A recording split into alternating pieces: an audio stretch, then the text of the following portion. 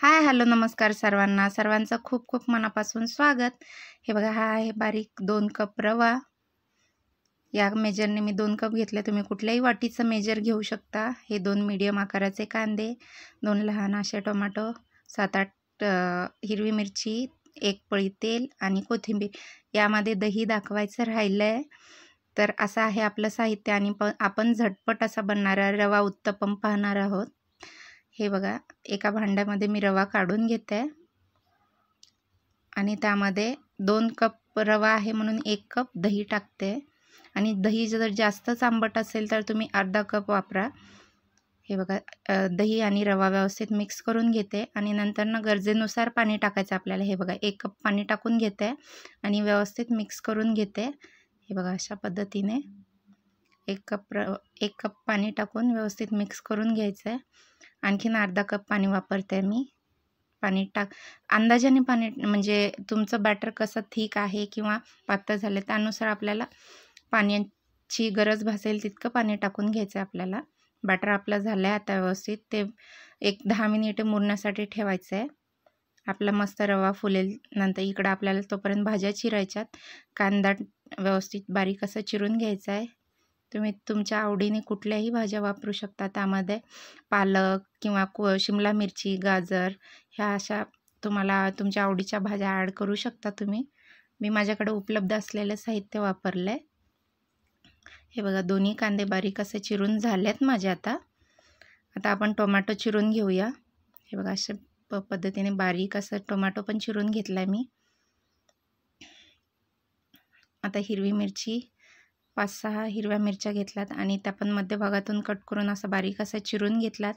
तुमच्या घरी जर लहान मुलं असतील तर तुम्ही हिरवी मिरची स्किप करू शकता किंवा त्या ठिकाणी लाल तिखटाचा पण वापर करू शकता. हे बघा, कोथिंबीर पण चिरून घेतले. असं आपलं सर्व साहित्य मी चिरून घेतलं आहे आता. हे बघा, कांदा, टोमॅटो, हिरवी मिरची आणि कोथिंबीर. आणि आपलं बॅटर आता इथं मस्त असं फुललं आहे. तर त्यामध्ये थोडंसं अर्धा कप मी परत पाणी टाकून व्यवस्थित हलवून घेत आहे चमच्याच्या साहाय्याने. हे बघा, आणि सर्व भाज्या टाकून घेते आहे. यामध्ये भाज्या टाकून व्यवस्थित मिक्स करून घेऊया. थोडंसं आणखीन पाणी टाकणार आहे कारण थोडी थिक कन्सिस्टन्सी वाटत होती त्याची, त्यामुळे. हे बघा, नंतर यामध्ये चवीनुसार मीठ टाकून घेते आणि मीठ टाकून परत एक वेळेस व्यवस्थित फिरवून घेते. इकडे गॅसवरती आपण एक नॉनस्टिक पॅन ठेवला आहे आणि पॅनला व्यवस्थित आपल्याला पहिलं गॅस चालू करून घेऊया. नंतर आपल्याला या पॅनला तेलाने ग्रीस करून घ्यायचं आहे. हे बघा, अशा पद्धतीने तेल लावून घेते मी पॅनला. मी ब्रशच्या साहाय्याने लावते. तुम्ही असंच व्यवस्थित पसरवून घेतलं तरी चालेल.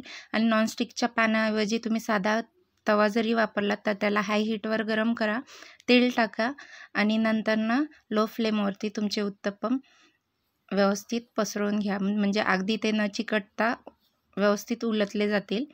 आता आपला तवा गरम झाला आहे व्यवस्थित. तर आपण आपलं जे बॅटर आहे रवा उत्तप्पमचं ते टाकून घेऊया. हे बघा, अशा पद्धतीने. जास्त याला पसरवायचं नाही आहे कारण उत्तप्पम हे जास्त पातळही नसतो आणि जास्त जाडही नाही. तर अशा पद्धतीने पसरवून घेतल्यानंतर थोडं तेल साईडने टाकून घेते.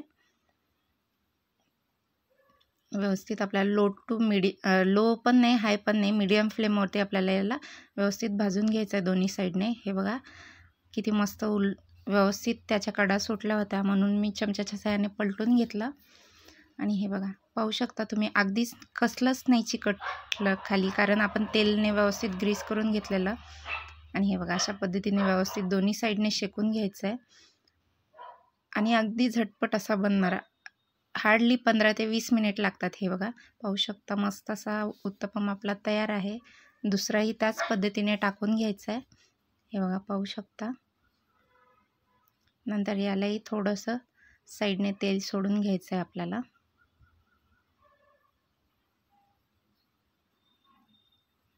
आणि पलटून घेतलं.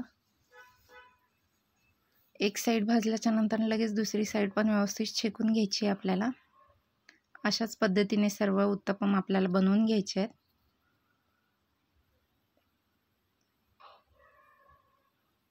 हे बघा आपले उत्तपम किती मस्त दिसतात ना. अगदी पौष्टिक असा नाश्ता आहे. लहान मुलं पण खूप आवडीनं खातील. म्हणतात ना ते पोट भरेल पण मन भरणार नाही असा नाश्ता आहे. नेहमीचा तोच नाश्ता खाऊन कंटाळा आला असेल तर हा नक्की ट्राय करून बघा. आणि आवडल्यास चॅनलला लाईक, शेअर आणि सबस्क्राईब करायला विसरू नका. आणि जर हा नाश्ता तुम्ही करून पाहिलात तर कमेंटमध्ये सांगायला पण विसरू नका.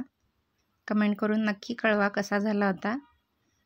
हे बघा अशा पद्धतीने सर्व उत्तपम आपले व्यवस्थित बनवून घेतल्यात आणि ते मी शेंगदाण्याच्या चटणीसोबत सर्व केले. तुम्हाला पाहिजे तुम्हाला आवडेल ती चटणी तुम्ही त्या उत्तपमसोबत खाऊ शकता. हे बघा मी शेंगदाण्याच्या चटणीसोबत सर्व केलं आहे. खूप मस्त लागत होतं. तर तुम्ही पण नक्की ट्राय करून बघा. आणि खूप मऊ असा झालेला आपला उत्तपम. हे बघा पाहू शकता किती मऊ सुद्धा असा आहे. तर खूप मस्त लागतो. नक्की ट्राय करून बघा आणि आवडल्यास लाईक करायला विसरू नका. हे बघा या खायला सर्वजण या नाश्ता करायला. खूप मस्त झाला होता. नक्की ट्राय करून बघा आणि व्हिडिओ पूर्ण बघितल्याबद्दल धन्यवाद. हे बघा किती छान दिसतोय ना. तर चॅनलला लाईक आणि सबस्क्राईब करायला विसरू नका.